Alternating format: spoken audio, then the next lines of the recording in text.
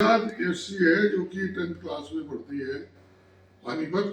तो इससे हमने पूछा कि गांव की शिक्षा के बारे में इनके विचार लें, और वो उसका कारण ये था क्योंकि इस शहर में तो पढ़ती है लेकिन गांव में इनके रूट्स हैं, जड़ें हैं।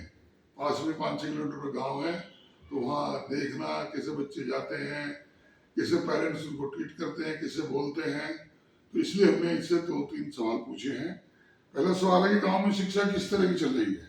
सबसे पहला है कि सरकारी स्कूल में बच्चों के पास कम अध्यापिका हैं।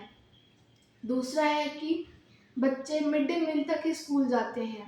तीसरा है कि प्राइवेट स्कूल में खाते पीते घरों के बच्चे जाते हैं और सरकारी स्कूलों में मजदूरों के कमजोर बच्चे जाते हैं। इसका मतलब हुआ कि जो बच्चे हैं अधिकतर वो मिड डे मील तक ही आते हैं।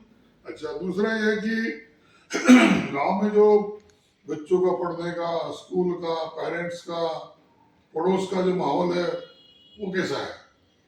सरकारी स्कूलों में बच्चों के पास कम सुविधा होती है, और दूसरा है कि उनके घर के परिवार के सदस्यों के गलत भाषा का प्रयोग करते हैं, जिससे बच्चों पर गलत प्रभाव पड़ता है।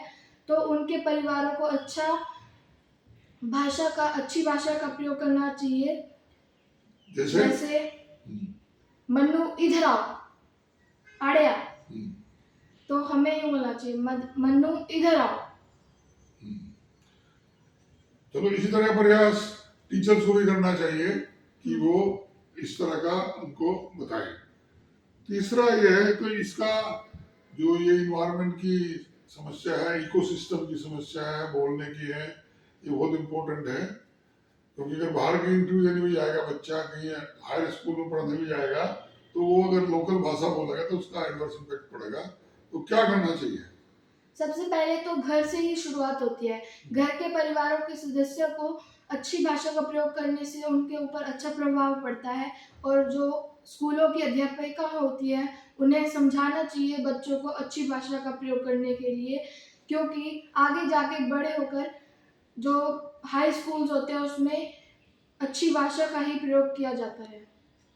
ठीक है, ओके, थैंक यू।